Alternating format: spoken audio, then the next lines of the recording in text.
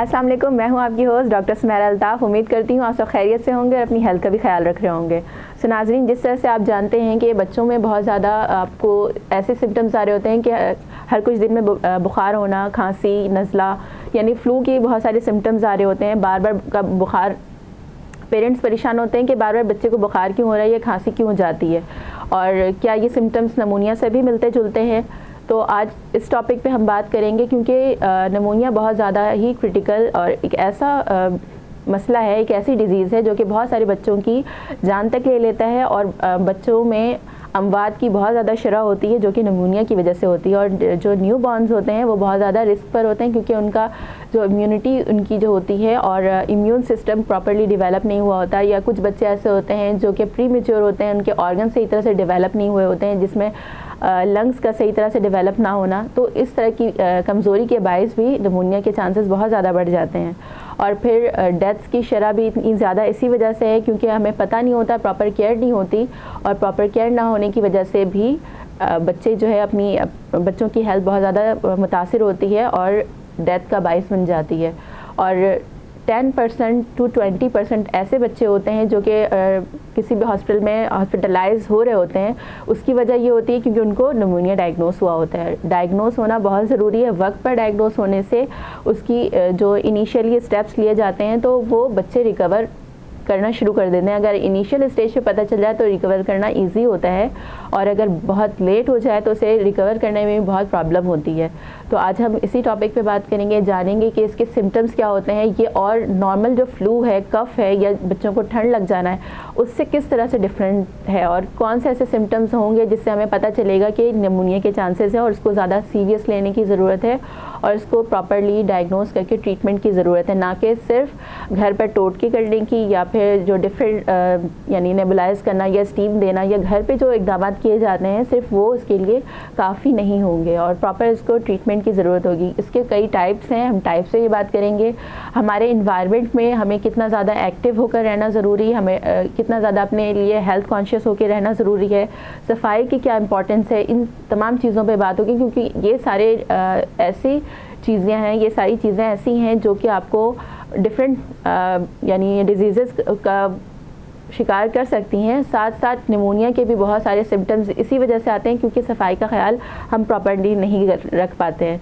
जिस तरह से हम अपने एनवायरनमेंट में देखते हैं, डस्ट बहुत ज़्यादा है, यानी हवाई आलूदगी जिससे कहते हैं, प्लस जब हम ट्रैफिक में होते हैं तो बहुत ज़्यादा यानी आपको डस्ट एलर्जी हो जाती है। और जिस तरह से पहले रेशो था साइनस का, उस तरह से अब नहीं है, साइनसाइटिस अब बहुत ज़्यादा इंक्रीज़ कर गया है। तो ये सारी चीज़ें भी हमारे जो ट्रैक है, यानी जो हमारी जो हवा की नाली है जिससे हमारे फेफड़ों में हवा जाती है, और फिर वो कार्बन डाइऑक्साइड और ऑक्सीजन का प्रॉपर वो यानी हम ऑक्सीजन जब इनहेल करते हैं और कार्बन डाइऑक्साइड एक्सेल करते हैं तो इस सिस्टम को भी बहुत ज़्यादा प्रॉब्लम में डाल सकता है। साथ में जब हम निमोनिया या लंग्स की बात करते हैं तो लंग्स का प्रॉपरली हमारे लिए एक्टिवली काम करना, सही तरह से फिल्ट्रेशन हमारे लिए हमारी बॉडी में सही तरह से ऑक्सीजन पहुंचाने का बायस भी है। और अगर इसमें कोई प्रॉब्लम आती है तो हमारे ऑर्गन्स को सही अमाउंट में ऑक्सीजन नहीं मिल रहा होता, हमारे ब्रेन को सही तरह ऑक्सीजन नहीं मिल रहा होता, तो हमारा ब्रेन हर वक्त फॉगी सा महसूस होता है, हम किसी चीज़ को फोकस करके सोच नहीं सकते हैं। बहुत सारी प्रॉब्लम्स इसके साथ आती हैं। तो ना सिर्फ निमोनिया बल्कि इसके साथ आने वाले सेकेंडरी जो सिम्टम्स हैं वो भी हमारे लिए बहुत ज़्यादा प्रॉब्लमेटिक हो सकते हैं। तो आज हम इसी टॉपिक पे बात करने की कोशिश करेंगे कि इनकी वजूहात को जानें और वो इक़दाम भी ज़रूर करें जिससे हम बच सकें, और वो बच्चे या बड़े जो कि निमोनिया का शिकार हो चुके हैं उनको कितनी जल्दी रिकवर करना है, कैसे रिकवर करना है, इन तमाम चीज़ों पे हम बात करेंगे। और इस टॉपिक पर हमारे साथ बात करने के लिए आज हमारे साथ मौजूद हैं डॉक्टर अब्दुल जब्बार, जो कि बहुत सालों से निमोनिया के बहुत सारे पेशेंट्स को क्योर कर चुके हैं और बहुत सारे बच्चों के लिए उनके सुपर हीरोज साबित हुए हैं, क्योंकि उन्होंने बहुत सारे इन्फेंट्स और जो छोटे बच्चे स्पेशली प्री मैच्योर बच्चों में प्रॉब्लम आती है उनको उनकी केसेस को सॉल्व करने में बहुत इंपॉर्टेंट किरदार उनका रहा है, बड़ों में बहुत इंपॉर्टेंट किरदार रहा है। तो आइए आप मिलते हैं और जानते हैं कि उनके एक्सपीरियंसेस में किस तरह के केसेस आए हैं और किस तरह से उनको क्योर मिलता है, और किस तरह से हम भी अपनी हेल्थ को बचा सकते हैं और निमोनिया को मात दे सकते हैं। आइए मिलते हैं अपनी गेस्ट से, डॉक्टर अब्दुल जब्बार से। अस्सलाम वालेकुम डॉक्टर। वालेकुम अस्सलाम। ठीक है, सबसे पहले तो thank you so much for coming. और जिस तरह से मैंने टॉपिक का जिक्र किया कि नमूनिया, बेसिकली हम चाहेंगे कि आप इसी से इस प्रोग्राम की शुरुआत करें कि इसकी सही तरह डेफिनेशन क्या है और बेसिकली नमूनिया है क्या। जो आम लोग हैं हमारे, उनको डिफरेंस पता होना चाहिए कि नॉर्मल कोल्ड एंड फ्लू क्या है और निमोनिया क्या है। शुक्रिया। सबसे पहले शुक्रिया आपने पूरा में इन्वाइट किया। नमोनिया और दूसरे जो आम अलामात हैं उनमें से कुछ एक बुनियादी डिफरेंस है। सबसे पहले तो हमने ये समझना ज़रूरी है कि नमोनिया है क्या। जी, नमोनिया एक इन्फेक्शन है विद इन द लंग्स, यानी फेफड़ों के अंदर एक इन्फेक्शन है। इन्फेक्शन की वजह से इन्फ्लेमेशन हो जाता है। वो फेफड़ों में, लंग्स में जो जहाँ एयर एक्सचेंज होती है, जहाँ ऑक्सीजन और carbon dioxide exchange of air take place, वहाँ पे उसका नाम है एल्वुला है, वहाँ पे इन्फेक्शन होता है, जिसकी वजह से सांस लेने में तकलीफ़ या म्यूकस, कफ वगैरह ये चीज़ें डेवलप होती हैं। ओके। अब आम हालात में भी यही होता है कि फ्लू और कफ वगैरह सांस लेने में तकलीफ़ हो रही होती है, लेकिन नमोनिया में और इनमें फ़र्क ये है कि आम जो फ्लू होगा उसमें खाना पीना नॉर्मल रहेगा, फीवर नहीं होगा। ओके। लेकिन इन द नमोनिया में क्या होगा कि जब उनको खांसी, ज़ुकाम, बुखार के साथ होगा और उसका खाना पीना कम हो जाएगा, वीकनेस हो जाएगी, नोज़िया वाली फीलिंग हो जाएंगी, फीवर तकरीबन 7 दिन तक रहेगा, विदाउट एंटीबायोटिक फीवर कम नहीं होगा। तो ये एक बुनियादी डिफरेंस है नमोनिया के अलामात में और आम अलामात में। ओके, तो यानी कि भूख में फ़र्क पड़ेगा, लॉस ऑफ एपेटाइट, ये बहुत बड़ा जो है कॉमन, यानी बहुत बड़ा, ये बहुत बड़ी अलामत है, बहुत बड़ा साइन है कि नमूनिया हो सकता है। तो इसको हम डायग्नोस किस तरह से कर सकते हैं और क्या प्रिकॉशंस ले सकते हैं? आई थिंक सबसे इजी जो डायग्नोसिस में नमोनिया सबसे इजी डायग्नोस करना है। डॉक्टर वैसे तो हिस्ट्री लेकर डायग्नोस कर सकता है। क्लिनिकली जब वो स्टेथोस्कोप से एस्कुलेट करेगा तो उसको साउंड सुनने में आएंगे, जिसको हम क्रेकिल कहते हैं या क्रेप्स कहते हैं, वो पॉजिटिव होंगे। दूसरा वेरी सिंपल चेस्ट एक्सरे होता है, जिसके अंदर लंग्स की लोब के अंदर फिल्ट्रेशन यानी कि वाइट पैचेस शो हो रहे होते हैं। Very simple with help of chest या फिर कोई इस तरह का फ्लूइड इसमें मौजूद है। म्यूकस फ्लूइड है जो लोब में या ब्रोंकियल नमोनिया में कॉर्नर में या एक लोब में या इन द होल लंग्स के जितने लोब्स हैं वहाँ पे वो म्यूकस टाइप फ्लूइड शो हो रहा होगा। ये सिंपल चेस्ट एक्सरे से डायग्नोज हो सकता है। अदरवाइज ये सिंपल क्लिनिकल हिस्ट्री से भी या एग्जामिनेशन से भी डायग्नोज हो सकता है। एग्जामिनेशन में एक खास किस्म की आवाज़ यानी खड़खड़ाने की आवाज़, जिसको क्रेकिल कहते हैं, क्रेकिल कहते हैं। वो जब डॉक्टर एस्कुलेट करने की कोशिश करेगा तो जब वो इंस्पायर, यानी उसको मरीज को जब कहा जाता है कि सांस ले, जब वो सांस लेगा तो एक आवाज़ आएगी जिसको हम क्रेकिल कहते हैं। वो अगर पॉजिटिव है तो हम कह सकते हैं कि ये नमोनिया पॉजिटिव है पेशेंट को। ओके, तो इसके और ऐसे कोई सिम्टम्स, जैसे बच्चों में पसली चलना बहुत कॉमन एक टर्म यूज़ किया जाता है और बहुत ज़्यादा बच्चे ज़ोर से सांस लेने की कोशिश करते हैं, तो इस तरह के और क्या सिम्टम्स एज डॉक्टर आप चाहेंगे कि लोगों को पता हों? पहली बात तो ये ध्यान में रख लें कि बच्चों में और बड़ों में सांस की रफ्तार अलग अलग है। जिस तरह बच्चा पैदा होता है डे 1 से लेकर 28 डेज तक, उनका नॉर्मल जो सांस की रफ्तार है वो 60 के करीब होती है, 50 से 60 के दरमियान, और बड़ों में 20 तक होती है। नमोनिया में क्या होता है, जिस तरह आपने कहा कि पसलियाँ चलना, चेस्ट इंटरवाइंग, इसके साथ साथ सांस की रफ्तार, रेस्पिरेटरी रेट बढ़ जाता है। बच्चों में वो 60 से ऊपर चला जाता है और बड़ों में 30 तक चला जाता है। तो ये एक कॉमन अलामात है जिसको हम कहते हैं कि नमोनिया हो सकता है। तो ये एक जो आपने कहा कि इसके पसलियाँ चलना, ये भी एक नमोनिया की अलामत है।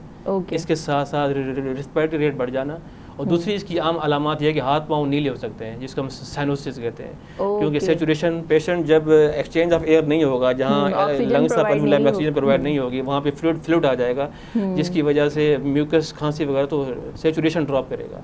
जैसे सेचुरेशन ड्रॉप करेगा तो हाथ पाँव नीले, जिसको हम साइनोसिस कहते हैं, वो डेवलप होना शुरू हो जाएंगे।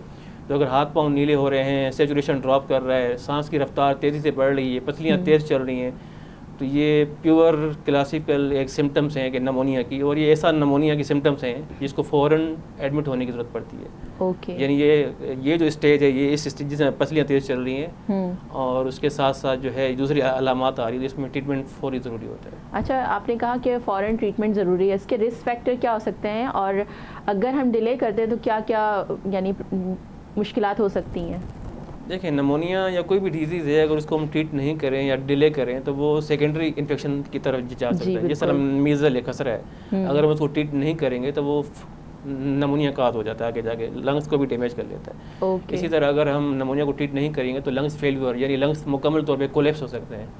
ऐसे पेशेंट वेंट पे चले जाते हैं क्योंकि सेचुरेशन बिल्कुल ड्रॉप होती रहती है, लंग्स जो है वो कोलेप्स होना शुरू हो रहे होते हैं, फिल्ट्रेशन इनफिल्ट्रेशन बढ़ रही होती है जिसकी वजह से वो कोलेप्स पेशेंट कोलेप्स हो जाता है। ऑब्वियसली जब ऑक्सीजन की सप्लाई बाकी बॉडी में नहीं होगी तो वो ऑर्गन भी प्रॉब्लम में आ सकते हैं, उसके साथ सेकेंडरी पेशेंट दूसरे ब्रेन को डेथ कर सकता है, कार्डियक अरेस्ट हो सकता है, बस इससे और कॉम्प्लिकेटेड हो सकती है। ओके, तो मैं चाहूँगी अभी आपने वेंट का भी जिक्र किया, तो वेंट पर यानी कुछ पेशेंट जो जिनकी बहुत ज़्यादा क्रिटिकल कंडीशन होती है वो वेंट पर जाते हैं, तो वेंट की वजह से भी कुछ लोगों को निमोनिया हो सकता है, जी बिल्कुल हो जाता है। तो मैं चाहूँगी आप टाइप्स के बारे में बात करें, रीजंस के बारे में बात करें। सबसे पहले तो टाइप में अगर हम बात करें तो एक हमने पढ़ा होगा हॉस्पिटल एक्वायर्ड निमोनिया, जी, यानी वो हॉस्पिटल में किसी और डिजीज़ की वजह से आया है, उसको निमोनिया नहीं है, लेकिन वहाँ पहुँचने के बाद वार्ड में या आईसीयू में या वेंट पे जाए या ईटीटी ट्यूब पास कुछ भी ऐसा प्रोसीजर हुआ है जिसकी वजह से निमोनिया, स्ट्रेप्टोकोकस निमोनिया जो बैक्टीरिया जो ये काज करता है वो इनहेल करने की वजह से उसको निमोनिया हुआ है, वो जर्म्स के अंदर जाने से वो डेवलप होना शुरू हो गया, जिसको हम कहते हैं हॉस्पिटल एक्वायर्ड निमोनिया। यानी वो हॉस्पिटल आया था विथ एन अदर कंप्लेन, लेकिन जब वो आया तो वहाँ निमोनिया हुआ है। तो सबसे पहले टाइप में ये भी है कि हॉस्पिटल एक्वायर्ड निमोनिया, इसके अलावा कम्युनिटी एक्वायर्ड निमोनिया होता है, यानी उसके सराउंडिंग में या घर में या ऑफिस में या जहाँ वो जॉब कर रहा है वहाँ एक दो पेशेंट पहले ही निमोनिया के हैं, वहाँ उसके जर्म्स पॉजिटिव हैं, जब उसको वो आया निमोनिया के जर्म्स उसने इनहेल कर लिए जिसकी वजह से उसको निमोनिया हुआ है। तो ये बहुत कॉमन काज है। कोरोना में भी हमने देखा था कि बहुत ज़्यादा सोशल डिस्टेंसिंग का कहा गया था, क्योंकि अगर आप कफ करते हैं जो ड्रॉपलेट्स, अगर इस तरह के ड्रॉपलेट्स आपको लग जाते हैं यानी आपके कफ करने से किसी और को लग जाते हैं, उसको भी लगने के चांसेस होते हैं, ये पूरी कम्युनिटी में फैल सकता है, पूरी कम्युनिटी में फैल सकता है। आइसोलेशन का कहा गया था। और ये इसी तरह निमोनिया में भी ये होता है कि कम्युनिटी एक्वायर्ड निमोनिया में ये पूरी कम्युनिटी में हो सकता है या हॉस्पिटल एक्वायर्ड निमोनिया में। इसके लिए बार बार कहा जाता है कि बच्चों को हॉस्पिटल ना लेकर जाएं या फिर सफाई का खास ख्याल रखें, बार बार अपने हाथ धोएं, हाइजीन का ख्याल रखें, सैनिटाइज करें, ताकि हॉस्पिटल से कोई जर्म आप अपने साथ लेकर ना जाएं, कैरी करके ना जाएं। और कम्युनिटी में भी होंगे तो कम्युनिटी में बहुत ज़्यादा चांसेस, स्पेशली अगर आपके घर में अगर कोई ऐसा पेशेंट है तो उससे तो बहुत ज़्यादा आपको चांसेस कि उसके यूज़ किए हुए अगर टॉवल को यूज़ किया जाएगा तो यकीनन उससे भी जर्म्स जा सकते हैं। बिल्कुल जम जा सकते हैं। ओके, तो आपको क्या लगता है डॉक्टर कि इन सब में सबसे ज़्यादा डेंजरस कौन सा हो सकता है और जिसमें बहुत ज़्यादा प्रिकॉशंस की ज़रूरत है? सबसे ज़्यादा डेंजरस ये है कि जिनकी इम्यूनिटी पहले से वीक है, मसलन कोई डायबिटिक पेशेंट है, कोई किडनी का पेशेंट है, किसी को और कोई बीमारी है, उसको अगर कोई भी या जिसको सांस की पहले से तकलीफ है, या जो सिगरेट, जिसका आपने पहले एक सवाल किया था कि रिस्क फैक्टर क्या होते हैं। जी जी। तो अगर 1 मिनट के लिए मैं वहाँ जाता हूँ रिस्क फैक्टर में, जी जी बिल्कुल, जो ज़्यादा स्मोकिंग करते हैं, सिगरेट पीते हैं, या जिनको पहले से कोई लंग्स की डिजीज़ है, COPD है, क्रोनिक ऑब्स्ट्रक्टिव पल्मोनरी डिजीज़ है, इस तरह के पेशेंट जो होते हैं इनमें रिस्क फैक्टर बहुत ज़्यादा होता है as compare to the others. तो जिनमें रिस्क फैक्टर ज़्यादा होगा, जिनकी इम्यूनिटी वीक होगी, उनको जब निमोनिया होगा, जिसको ब्रोंकाइटिस निमोनिया कहते हैं, जो सबसे ज़्यादा कॉम्प्लिकेटेड है, जो which can lead towards the death, तकरीबन वो सबसे ज़्यादा कॉम्प्लिकेटेड और क्रिटिकल निमोनिया जिसे हम कहा जाते हैं वो सबसे ज़्यादा खतरनाक इसलिए होता है कि उसमें इम्यूनिटी हमारी बहुत ज़्यादा वीक हो जाती है, उसके अंदर पैथोजेंस जो हैं वो बहुत ज़्यादा स्ट्रांगली अटैक करते हैं, और हमारा इम्यून सिस्टम जब वीक होता है तो सर्वाइवल रेशियो बहुत कम हो जाता है, वो फाइट बैक नहीं कर पाते। इसके लिए फ़ौरन इसको हॉस्पिटल में एडमिट होने की फ़ौरन नीड होती है, ताकि ऑक्सीजन और दूसरी चीज़ें, अगर वो वेंट पे कोई भी ऐसी ट्रीटमेंट की नीड पड़ती है तो वो फ़ौरन कोई एडिशनल हेल्प की ज़रूरत होती है सांस लेने के लिए, क्योंकि सांस की कमी भी, ऑक्सीजन की कमी भी हो रही होती है, तो फ़ौरन जिस वक्त ज़रूरत हो तो प्रॉपरली उस वक्त पर प्रोवाइड की जा सके। अदरवाइज़ अगर आप घर पर हैं और आपने वेट कर रहे हैं कि मेरा सांस और ज़्यादा ख़राब हो, बिल्कुल सांस बंद हो जाए, फिर मैं हॉस्पिटल जाऊँ, आई थिंक देन आप अपना टाइम ज़ाया कर देते हैं, फिर आपके पास टाइम नहीं होता, और जब आप हॉस्पिटल पहुँचते हैं तो आप सेचुरेशन इतनी ड्रॉप हो चुकी होती है कि वेंट के अलावा कोई और ऑप्शन नहीं होता। और वेंट एक ट्रीटमेंट प्रोसीजर है, it is not the life saving कि आप 100% अगर वेंट पे जाएंगे तो आप सर्वाइव कर लेंगे। ये तो आर्टिफिशियल वे है कि आपको सांस, जब तक आपका हार्ट काम कर रहा है तब तक आपको वो वेंट जो है आपको सांस ऑक्सीजन प्रोवाइड करता रहेगा, आपकी रेस्पिरेटरी रेट को मेंटेन करने के लिए वो होता है। अदरवाइज वो हार्ट को, अगर हार्ट काम करना छोड़ जाए तो वेंटिलेटर काम नहीं करता। ओके, सो ये कितना ज़्यादा ज़रूरी है कि आप वक्त पर, आपको अगर सिम्टम्स आ रहे हैं, इस तरह की प्रॉब्लम हो रही है, तो फ़ौरन सबसे पहले तो अपनी लोकेलिटी में अपने नियरेस्ट जो डॉक्टर हैं उनसे ज़रूर विज़िट करें और मालूम करें कि क्या रीज़न्स हैं। और इजीली डायग्नोसिस के जरिए इवन सीबीसी भी करवा सकते हैं ना, और कौन कौन से टेस्ट करवा सकते हैं बेसलाइन टेस्ट जिसमें हम देखते हैं कि वाइट ब्लड सेल वो बढ़ रहे हैं, कम हो रहे हैं, और एचपी के उसकी एनीमिक तो नहीं है बहुत ज़्यादा, अगर बहुत ज़्यादा एनीमिक है तो उसका इम्यून सिस्टम ऑलरेडी वीक होगा जब उसके एचपी कम है। और ये सारे एक बेसिक टेस्ट होता है जिसमें हम देखते हैं कि या सीआरपी वगैरह के, जिसमें हम इन्फेक्शन देखते हैं कि वो इन्फेक्शन बहुत ज़्यादा तो नहीं हो रहा, और वेरी सिंपल चेस्ट एक्सरे जो इजीली अवेलेबल है, लो कॉस्ट में है और फ्री ऑफ कॉस्ट भी बहुत सारी जगहों पे हो रहा है। तो ये टेस्ट बहुत ज़्यादा ज़रूरी हैं, लेकिन सबसे ज़्यादा ज़रूरी ये है कि अच्छे डॉक्टर के पास जाना, जो इस फील्ड के माहिर हैं वहाँ जाना, और कोई इस तरह की फजूल अपनी तरफ से कोई ट्रीटमेंट नहीं करना, जो और ज़्यादा अपनी तरफ से कोई एंटीबायोटिक सेलेक्ट नहीं करना, अपनी तरफ से जो हम कर सकते हैं नहीं कर सकते। और ज़रूरी नहीं है कि वो बैक्टीरिया की वजह से ही है, वायरस की वजह से, फंगल की इन्फेक्शन की वजह से भी हो सकता है। रीजंस के डिफरेंट हैं, तो हर रीजन के साथ उसके डिफरेंट 20-30% वायरल इन्फ्लुएंजा वायरस है वो कॉज कर रहा है नमोनिया, जिसमें एंटीबायोटिक काम नहीं कर रही होती, एंटीबायोटिक सेकेंडरी इन्फेक्शन को कवर कर रही होती है, इसलिए सेल्फ मेडिकेशन जो है वो और ज़्यादा आपको आपकी इम्यून सिस्टम को वीक कर देगा। ओके, अच्छा, मैं चाहूँगी टाइप्स पे भी हम थोड़ा सा और डिटेल में बात करें। जिस तरह से अभी हमने जिक्र किया कि बैक्टीरियल भी है, वायरल भी है, फंगल भी है, तो इस तरह से अगर हम कैटेगराइज करें तो इसके कितने टाइप्स हैं, और फिर उसमें यानी रिकवरी में कितना टाइम लगता है? देखिए, वैसे तो 4 टाइप्स हैं जिसमें हम बैक्टीरियल कहते हैं, फंगस है और वायरल है और पैरासाइटिक है, लेकिन सबसे ज़्यादा जो कॉम्प्लिकेटेड है वो बैक्टीरियल इन्फेक्शन होता है, क्योंकि उसके अंदर बैक्टीरिया अपनी जो शक्ल है वो बार बार चेंज कर रहा होता है। ओके। और हमने पहले से इतनी ज़्यादा मेडिसिन एंटीबायोटिक यूज़ कर चुके होते हैं कि हमें फ़ौरन कोई भी एंटीबायोटिक उसके लिए यूज़फुल नहीं होती।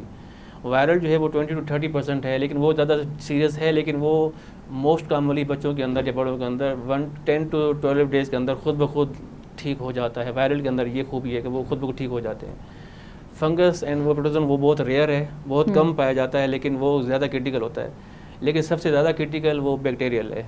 बैक्टीरियल के अंदर जिस तरह हमने अभी मैंने कहा कि स्ट्रेप्टोकोकस नमोनिया, वो जो है वो बैक्टीरिया नमोनिया काज करता है।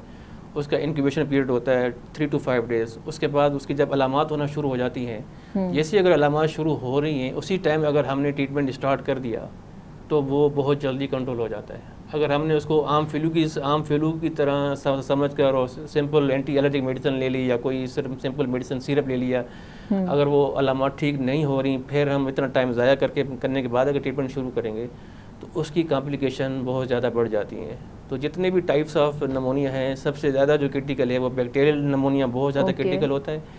इसको क्रिटिकल होने से बचने के लिए यही होता है कि जब आपको अलामात शुरू हों, जिस तरह मैंने कहा कि फ्लू आम तौर पे फ्लू रहता है, लेकिन फ्लू के साथ अगर फीवर है और lack of appetite, loss of appetite है, भूख नहीं लग रही, तो फिर ये नमूने के अलामात हैं। अगर उसी टाइम आपने मेडिसिन स्टार्ट कर दी है, अपने डॉक्टर से रब्ता कर दिया है, तो आप क्रिटिकल जो स्टेज है नमूने की कॉम्प्लिकेशन है उससे काफ़ी हद तक बच सकते हैं।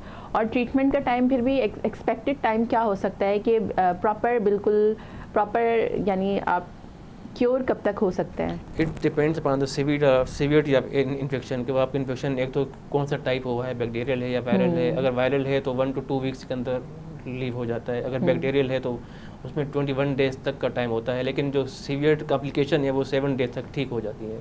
ओके। और इस तरह अगर आप ट्रीटमेंट की बात करें तो ट्रीटमेंट हम पहले तो ओरल से स्टार्ट करते हैं कि अगर सिंपल फ्लू है, फीवर के साथ है, तो हम ओरल मेडिसिन, एंटीबायोटिक वगैरह जो भी हैं हम उसको नेबुलाइज एडवाइस करते हैं, इस तरह से वो कवर हो जाता है। लेकिन अगर कुछ पेशेंट कुछ खा पी नहीं रहा, पेशेंट जो है खाने पीने के काबिल नहीं है, तो फिर उसको हम कहते हैं कि वो IV फ्लूइड, IV मेडिसिन पे जाए।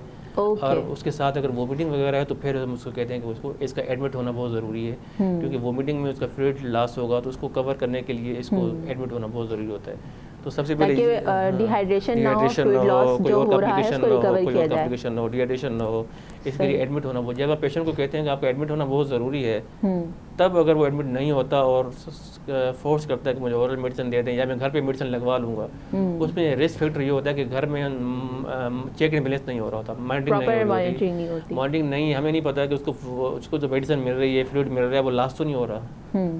तो इनपुट एंड आउटपुट बराबर है या नहीं। अगर आउटपुट बहुत ज़्यादा है और इनपुट कम है तो नमोनिया तो जो अलामात हैं वो तो रहेंगी, उसके साथ जो सेकेंडरी अलामात डेवलप हो जाएंगी डिहाइड्रेशन की वजह से, वो बहुत ज़्यादा कॉम्प्लिकेटेड और ज़्यादा बॉडी को वीक कर देती हैं। नाज़रीन, अभी यहाँ हो रही है बहुत ज़्यादा इन्फॉर्मेटिव और इंटरेस्टिंग डिस्कशन, बट यहाँ पर हो चुका है वक्त एक छोटी सी ब्रेक का, तो लेके एक छोटी सी ब्रेक, मिलेंगे ब्रेक के बाद। कहीं मत जाइएगा, देखते रहे हेल्थ की बात वीनस के साथ।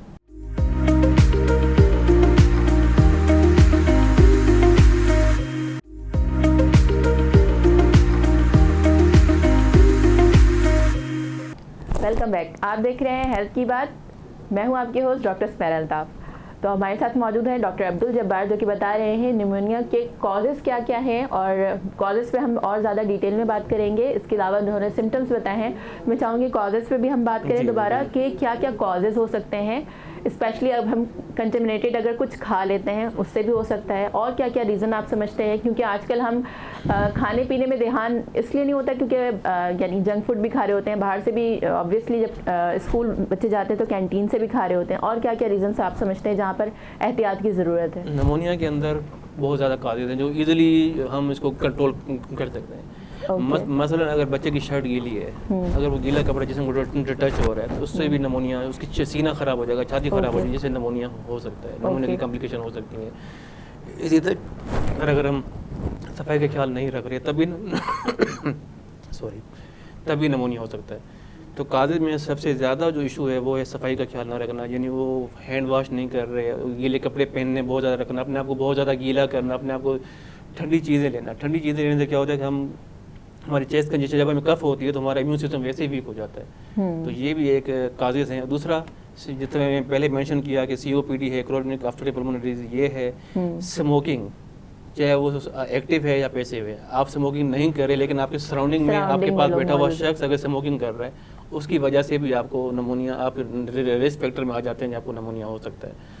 दूसरा ये है कि जिनका सीना अक्सर ख़राब रहता है, जिनकी चेस्ट अक्सर ख़राब रहती है, वो अच्छा, जिन बच्चों को बाय बर्थ साइनस का इशू होता है, बार बार उनको नेबुलाइज करवाने की ज़रूरत पड़ती है, अदरवाइज वो सही तरह से सांस नहीं ले पाते, यानी उनका फेफड़ा, जो उनके फेफड़े होते हैं वो सही तरह से डेवलप नहीं होते या वीक होते हैं, तो क्या उनको भी चांसेस होते हैं कि उनको नमोनिया होने के चांसेस ज़्यादा होते हैं? प्रीमेच्योर बेबीज होते हैं जो फुल टर्म नहीं होते, जो मिसाल 35 वीक से पहले बॉर्न हो रहे होते हैं, जिसको प्रीमेच्योर या प्री टर्म केयर होते हैं। जी, उसके अंदर मेजर कॉम्प्लिकेशन यही होती है कि वो उनके लंग्स फुली डेवलप नहीं होते। जब लंग्स फुली डेवलप नहीं होते तो इसी तरह लंग्स का एक पार्ट है एल्वियोलाई, वो भी फुली डेवलप नहीं होता, जहाँ एक्सचेंज ऑफ एयर हो रही होती है, तो उनको ऑक्सीजन सही नहीं मिल रही होती। तो कम से कम कई बच्चों में 7 दिन, कई में 14 डेज, कई में 28 डेज तक उनको एक्स्ट्रा ऑक्सीजन की नीड पड़ रही होती है। वो एक्स्ट्रा ऑक्सीजन उनको घर पे प्रोवाइड नहीं हो सकती, वो सिर्फ NICU में या इनक्यूबेटर के जरिए उनको ऑक्सीजन मिल रही होती है। तो ये बच्चे जिनको प्री टर्म होते हैं वो बहुत ज़्यादा हाई रिस्क पे होते हैं नमोनिया के, क्योंकि उनका तो इम्यून सिस्टम डेवलप सही तरह से नहीं हुआ, इम्यून सिस्टम भी डेवलप नहीं है और लंग्स भी डेवलप नहीं है जी। तो दोनों, उनमें कोई भी अगर पैथोजन अफेक्ट करेगा तो वो पूरी बॉडी को फौरन अफेक्ट करेगा, जिसकी वजह से उनको मल्टीपल इश्यूज हो सकते हैं, जिसमें एक सबसे ज़्यादा इशू नमोनिया है। दूसरा सारी डेथ्स भी इस वजह से होती हैं छोटे बच्चों की, न्यूबॉर्न्स की, कि निमोनिया हो गया था और वो रिकवर नहीं कर पाया, नमोनिया हो जाता है। साइनोस, इतने ज़्यादा साइनोस हो जाते हैं कि टाइम ही नहीं मिलता कि उनको रिकवर होने में। सबसे ज़्यादा जो बच्चों में अगर कहा जाए कि डेथ की सबसे बड़ी वजह क्या है तो नमोनिया है सबसे ज़्यादा अहम वजह, और एक्यूट रेस्पिरेटरी डिस्ट्रेस ARDS जो है वो काज करता है नमोनिया। तो एक तो ये वजह होगी। दूसरा, आपने कहा कि अगर किसी की सीना बहुत ज़्यादा ख़राब रहता है, फिर साइनोस बार बार हो रहे, तो उनमें सबसे ज़्यादा ज़रूरी है कि उनका एक एक्सरे फ़ौरन करवाना बहुत ज़रूरी होता है। अगर हम एक्सरे नहीं करवाते, हमें नहीं पता कि उसके लंग्स कितना काम कर रहे हैं, तो ये एक्सरे बहुत ज़्यादा ज़रूरी होता है। अगर एक्सरे में हम देखते हैं कि लंग्स में कंसोलिडेशन हो रही है या इन्फिल्ट्रेशन हो रही है लंग्स में कहीं पे, तो फ़ौरन उसको जो है उसका ट्रीट किया जाता है। तो ऐसे बच्चे जिनको बार बार साइनोस हो रहे हैं, जिनका बार बार सीना ख़राब रह रहा है, जिनको बार बार खांसी, जिस तरह अक्सर माएँ कहती हैं, अक्सर OPD में आ रही होती हैं, डॉक्टर साहब इनको हर दूसरे तीसरे दिन खांसी हो जाती है, इनको हम नेबुलाइज करवा रहे हैं, साशे दे रहे हैं, लेकिन खांसी फिर भी ठीक नहीं हो रही। एक तो दूसरी चीज़ें भी हो सकती हैं, ज़रूरी नहीं है कि नमोनिया, TB वगैरह या दूसरे भी हैं, लेकिन बच्चों में नमोनिया सबसे ज़्यादा लीड, इसलिए मैंने कहा कि एक्सरे बहुत ज़रूरी है जी। एक्सरे जो है वो पॉइंट आउट कर लेता है ट्यूबरकुलोसिस की सिम्टम्स को और नमोनिया के सिम्टम को। ओके, बेसिक डिफरेंस क्या होता है इसमें? पैचेस जो शो हो रहे होते हैं वो उसकी जगह चेंज हो रही होती है, जिसमें नमोनिया के अंदर लंग्स के एक लोब होते हैं, वहाँ पे या बिल्कुल साइड पे, कॉर्नर पे, ब्रोकेट की जगह पे वाइट पैचेस शो हो रहे होते हैं। टीबी के अंदर वो बिल्कुल सेंटर में वो शो हो रहा होता है, या अपर जोन या राइट या लेफ्ट अपर जोन में शो हो रहा होता है। ओके। ये बेसिक डिफरेंस है जिसको हम एक्सरे के जरिए डायग्नोज कर सकते हैं टीबी। और दूसरी बात ये है कि बच्चों में जो न्यूनेट्स में टीबी बहुत कम पाई जाती है। टीबी जो बहुत ज़्यादा अडल्ट में या चिल्ड्रन में बहुत ज़्यादा पाई जाती है, बच्चों में नमूनिया बहुत ज़्यादा पाया जाता है। ओके, ये बहुत ज़रूरी है। अच्छा, इस तरह के जो बच्चे होते हैं वो क्या यानी लाइफ में उनको ज़्यादा रिस्क होता है, या फिर अगर प्रॉपर बचपन में ट्रीट करवा लिया जाए तो फिर यानी लंग्स प्रॉपरली डेवलप हो जाते हैं और फिर आगे प्रॉब्लम नहीं होती? जी बिल्कुल, अगर उनका वक्त पे ख्याल रखा जाए और जो पहला महीना होता है उसमें जितनी ज़्यादा आपका जो भी डॉक्टर है, फैमिली डॉक्टर है, पीठ के डॉक्टर हैं, बच्चों के डॉक्टर हैं, अगर आप उनके साथ कोऑर्डिनेट हैं तो पहला महीना उन बच्चों के लिए बहुत ज़्यादा अहम होता है। दूसरा सबसे ज़्यादा ज़रूरी है कि बच्चों की जो इम्यूनाइजेशन वैक्सीनेशन होती है वो आप लाजमी करवानी है। कई जो लोग हैं वो नहीं करवाते या ये कहते हैं कि बच्चा भी प्री टर्म है, वह भी वेट कम है, अभी नहीं करवाते, बाद में करवाएंगे, तब तक कॉम्प्लिकेशन बढ़ चुकी होती हैं, चाहे वो पीजल की हो या कोई भी हो। कॉम्प्लिकेशन की वजह से उसका इम्यून सिस्टम वीक हो जाता है। एक तो बच्चों की जो इम्यूनाइजेशन वैक्सीनेशन है टाइम पे करवाएं, फ्री ऑफ कॉस्ट, पूरे जो फ्री है कम से कम वो तो करवाएं। एक तो चलो जो फ्री ऑफ कॉस्ट नहीं है या बाद में होती है वो तो बाद का प्रोसीजर है, लेकिन जो फ्री ऑफ कॉस्ट है वो तो लाजमी करवाएं। दूसरा मदर फीड, इसके अंदर अल्लाह पाक ने ऐसी एंटीबॉडीज रखी हैं जो आपके इम्यूनिटी को बढ़ा देती हैं। हर तरह के इन्फेक्शन को कवर करने के लिए अल्लाह ने एंटीबॉडीज बनाई हैं। जो सबसे ज़्यादा ज़रूरी ये है कि बच्चे को जितनी ज़्यादा मदर फीड बच्चा रहेगा उतना ज़्यादा उसके लंग्स डेवलप, ओवरऑल उसकी इम्यूनिटी डेवलप होना शुरू हो जाएगी। वो इस तरह से वो नमूनिया में बच सकता है। एक महीने तक अगर आपने बच्चे की सही केयर की है तो नॉर्मल बच्चों की तरह, जो भी बच्चा प्री टर्म है या प्री टर्म नहीं है फिर भी उसको अगर लंग्स का इशू है, कोई भी इशू है, एक महीने तक अगर सही केयर रही, अगर अच्छी उसे फीड रही और उसको सफाई का खास ख्याल रखा गया और उसकी वैक्सीनेशन प्रॉपर टाइम पे हुई है, ऐसे बच्चे बहुत जल्दी रिकवर कर लेते हैं और नॉर्मल बच्चों की तरह ट्रीट हो जाते हैं। अच्छा, क्योंकि छोटे बच्चे हैं जो हैं वो ज़्यादा रिस्क पर होते हैं क्योंकि उनकी इम्यूनिटी प्रॉपर्ली डेवलप नहीं हुई होती है, तो बच्चों को टच करना, जैसे एक बच्चा होता है, छोटा बच्चा होता है तो सारे बहुत एक्साइटेड होते हैं उसको देखना, उसके साथ खेलना, उससे उठाना, और जाहिर है फिर डर्ट वाले हाथ हो सकते हैं, जर्म्स वाले हाथ हो सकते हैं, वो भी उसको बच्चे को इन्फेक्ट कर सकते हैं। तो क्या ये ज़रूरी नहीं कि हम अपने प्रॉपर हैंड्स को सैनिटाइज करें, हैंड वॉश करें, उसके बाद बच्चे को ही यानी अगर बच्चे को गोद में भी उठाना है तो इस चीज़ का ख्याल रखें? जो हैंड वॉश है या सैनिटाइजर तो वैसे ही बहुत ज़रूरी है, चाहे बच्चों को हाथ टच नहीं भी कर रहे तब भी बहुत ज़्यादा ज़रूरी है, लेकिन बच्चों के लिए तो बहुत ज़्यादा ज़रूरी है। आपकी बात बिल्कुल सही है। इस तरह आईसीयू के अंदर या कोई भी अटेंडेंट आ रहा है, हम सबसे पहले उसको कहते हैं कि आप सैनिटाइज करें, अपने हैंड सैनिटाइज करें और पेशेंट को टच नहीं करना, ताकि बाहर के जर्म्स पेशेंट को टच ना हो। तो ये बहुत ज़्यादा ज़रूरी है कि अगर बच्चा इम्यूनिटी वीक है या वो सिक है या वैसे ही अगर आपके पास है, आपने अगर अपने हैंड वॉश नहीं किया, बाहर से आ रहे हैं, इतने जर्म्स लेकर आ रहे हैं और आप बच्चे को प्यार से टच कर रहे हैं और उठा रहे हैं और जो भी कर रहे हैं, उससे आप अपने बच्चे को जर्म्स जो आपके साथ हैं, जो आपको नुकसान नहीं दे रहे क्योंकि आप बड़े हैं, आपकी इम्यूनिटी मजबूत है, लेकिन बच्चा जो छोटा है उसकी इम्यूनिटी इतनी मजबूत नहीं है, आप उसको गिफ्ट कर रहे हैं, वो जब जर्म्स को गिफ्ट कर रहे हैं और वो आगे जाके बहुत ज़्यादा कॉम्प्लिकेशन, इसलिए बहुत ज़रूरी है। एक तो हम वैसे 24 आवर हम जब भी घर पे आएँ तो हम सैनिटाइज करें, हैंड वॉश करें, बार बार अपने सफाई का खास ख्याल रखें, और स्पेशली अगर बच्चे आपके साथ हैं, अगर बच्चों को टच करने जा रहे हैं तो आप उस वक्त आपने बहुत ज़्यादा एक्स्ट्रा केयर करनी है ताकि बच्चे को कम से कम मेरी वजह से कोई बच्चा बीमार ना हो, जो मेरे अपने बच्चे हैं। बहुत अच्छी लाइन आपने बोली कि मेरी वजह से खुद की वजह से आपका बच्चा बीमार ना हो, बहुत बहुत इंपॉर्टेंट बात है ये, इस बात का ख्याल रखना बहुत ज़्यादा ज़रूरी है।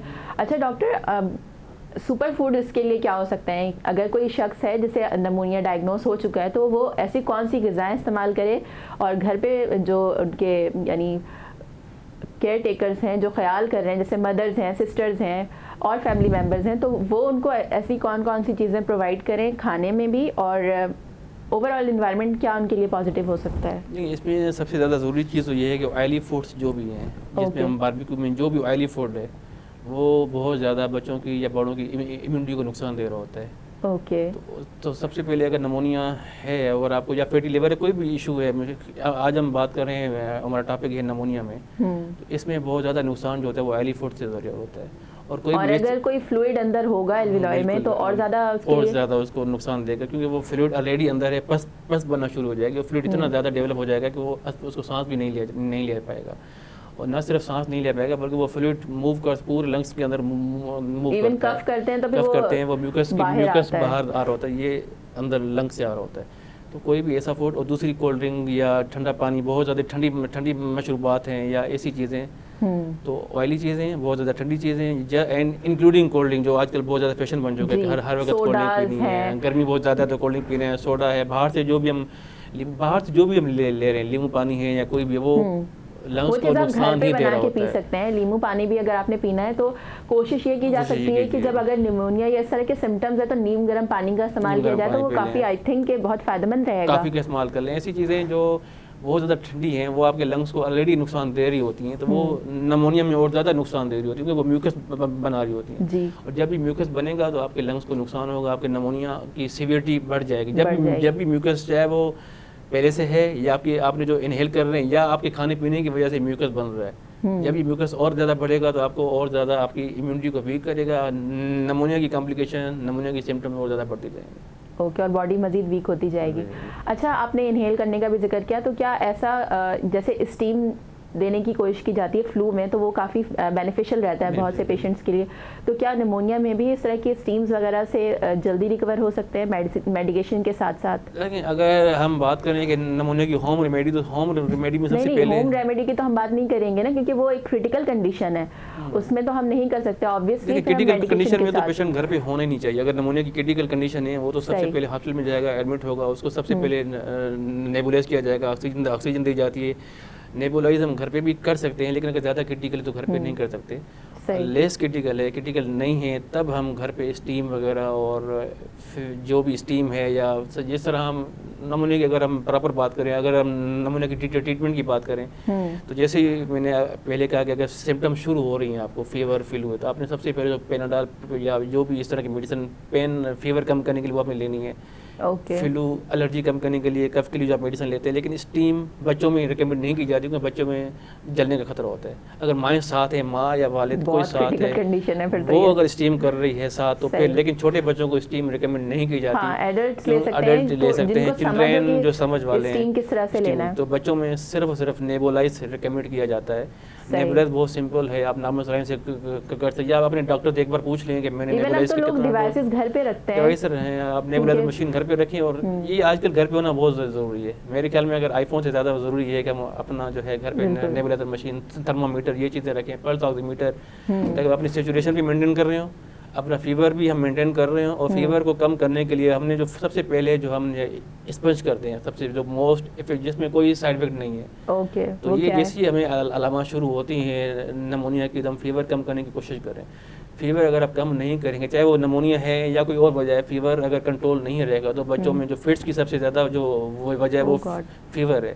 तो नमोनिया जहाँ पहले आपकी इम्यूनिटी वीक हो रही होती है बच्चों में, तो सबसे पहले आप घर पे कोशिश करें कि आप बच्चों को फीवर बढ़ने ना दें। जैसे ही फीवर और इस तरह के सिम्टम्स आए, आप फ़ौरन डॉक्टर से फ़ौरन रुजू करें और चाइल्ड स्पेशलिस्ट से कंसल्ट करें।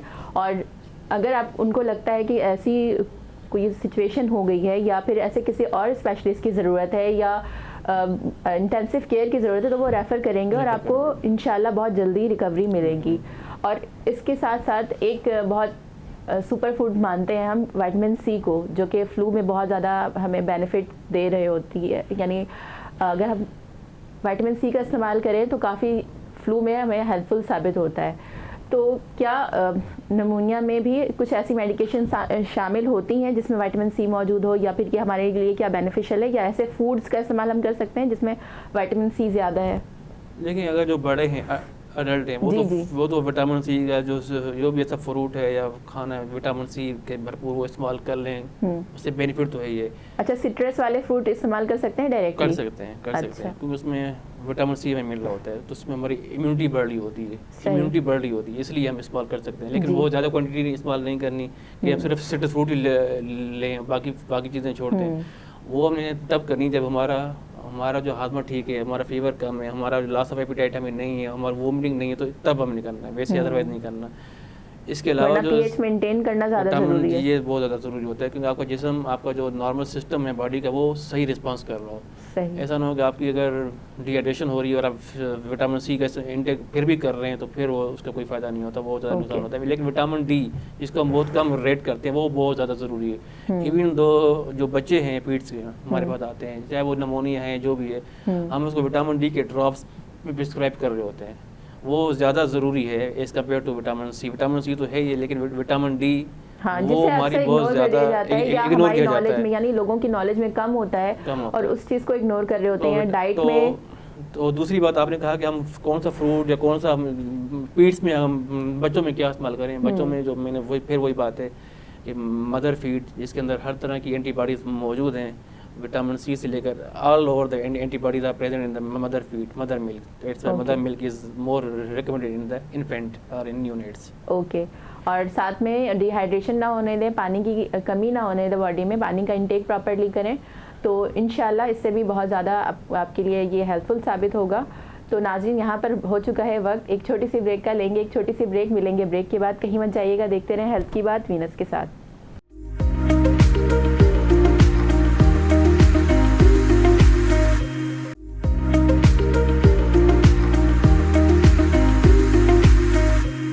Welcome back.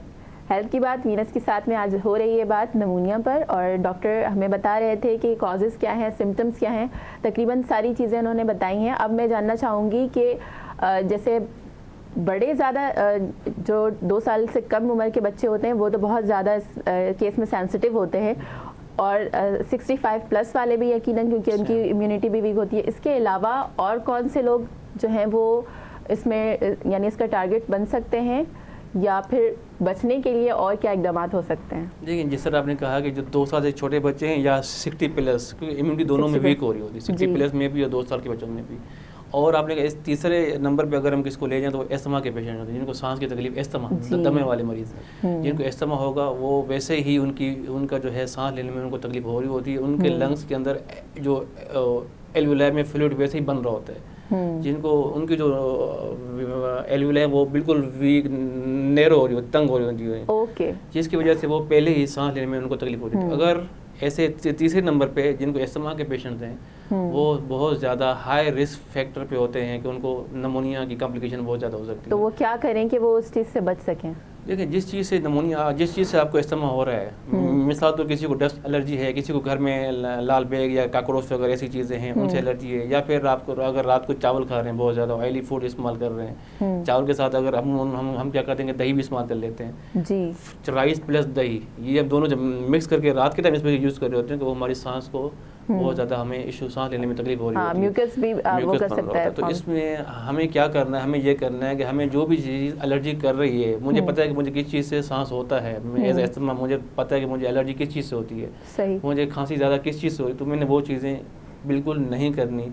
अगर मैं वो चीज़ छोड़ दूंगा तो फिर मैंने, चाहे उसके लिए आपको घर के अंदर कालीन अपने रूम से हटवाना पड़े, चाहे आपको जो भी करना पड़े, जितना कुछ आप कर सकते हैं, डस्ट अवॉइड करनी है। डस्ट अवॉइड करना सबसे पहले, जो नमोनिया का सबसे बड़ा काज ये कि डस्ट के अंदर ये जरासीम बहुत ज़्यादा पैथोजन बहुत ज़्यादा पाए जाते हैं। तो सफाई, घूम फिर के बाद यही आती है कि अपने सफाई का बहुत ज़्यादा ख्याल रखना है। अगर आपने सफाई का ख्याल रख रहे हैं तो आप पैथोजन को 50% तक आपको कोशिश करने कि आप कंट्रोल कर पा रहे हैं। दूसरी बात, सफाई के साथ साथ जो बहुत ज़्यादा ज़रूरी है कि अपनी इम्यूनिटी बढ़ाने के लिए अपनी अच्छी डाइट, अच्छी खुराक इस्तेमाल करना है। कोई भी ऐसी खुराक इस्तेमाल नहीं करनी है, fast food, junk food, cold drink, जिससे आपकी इम्यूनिटी कमज़ोर हो, जिससे आपको डिहाइड्रेशन हो पा रही हो, जिससे आपको इम्यूनिटी वीक हो रही हो। और अपनी नींद पूरी करनी है, नींद अगर आप पूरी नहीं कर रहे, आप बहुत ज़्यादा टायर्ड हैं, उससे भी आपकी इम्यूनिटी वीक हो रही होती है। अपने वाइटल्स ठीक रखने हैं। अगर आप शुगर के डायबिटिक पेशेंट हैं तो डायबिटिक को अपनी नॉर्मल रेंज में रखनी है। अगर आपका ब्लड प्रेशर हाई रहता है या फिर आपके यानी बीपी का भी इशू है, तो अपनी सारी चीज़ों को मॉनिटर करते रहना है, ताकि नमोनिया के ट्राइगर या लंग्स की कोई भी बीमारी से बचने के लिए बहुत ज़्यादा ज़रूरी होता है कि सफाई का ख्याल रखें, डाइट का ख्याल रखें, और अपने वाइटल, चाहे वो ब्लड प्रेशर है या शुगर है, इसको अपने मॉनिटर करना है, उसको अपने नॉर्मल लिमिट में रखना है, उसकी मेडिसिन प्रॉपर टाइम पे लेनी है। ओके, ये बहुत ज़्यादा ज़रूरी है, टाइम पे मेडिसिन लेना बहुत ज़रूरी है, ताकि उसके अलावा सेकेंडरी आपके पास कोई सिम्टम्स या डिजीज़ ना आए। तो डॉक्टर, प्रोग्राम बहुत अच्छा रहा, और प्रोग्राम के एंड पे मैं चाहूँगी एक छोटा सा मैसेज आपकी तरफ से, तो वो आपका मैसेज क्या होगा हमारी ऑडियंस के लिए? देखिए, जो जितने भी व्यूअर्स हैं, मेरा मैसेज ये है कि स्पेशली अगर बच्चे हैं, न्यूनेट्स हैं, जो बॉर्न बेबीज़ होते हैं, उनको अपने वैक्सीनेशन अपने टाइम पे करवाएं। उनको फीड्स, जो सबसे ज़्यादा जो बेसिक बच्चों को फीड्स में नीड हो रही है, तो वो फीड की नीड हो रही होती है। बच्चा जितना अच्छी फीड करेगा, उसको नमोनिया, जॉन्डिस, जितने भी ये इश्यूज़ बच्चों में कॉम्प्लिकेटेड हैं, वो उनसे बच सकते हैं। सिगरेट खुद भी ना पिए, दूसरों को भी ना पीने दें, और जो सिगरेट पी रहे हैं उनके पास भी ये कोशिश करें कि आपने बिल्कुल नहीं बैठना, क्योंकि passive smokers are also on the high risk. उनको भी बहुत ज़्यादा रिस्क हो रहा होता है कि जितना सिगरेट धुआं के करीब वो लोग बैठेंगे, उतना ज़्यादा उनको नमोनिया के चांसेस हो सकते हैं। अपना जहाँ बाहर जाएं तो मास्क पहन के जाएं, जिनको डस्ट एलर्जी है या अगर नहीं भी है, जितना हमारे शहर का माहौल है और जहाँ जितनी पॉल्यूशन है, इस हिसाब से आप जब भी बाहर जाएं तो मास्क का इस्तेमाल करें, घर जाकर मास्क आप उतार दें, सैनिटाइज़र का ज़्यादा से ज़्यादा इस्तेमाल करें। इससे आप नमूनिया से और सांस की बीमारियों से महफूज रह सकते हैं। ये आज का मैसेज है।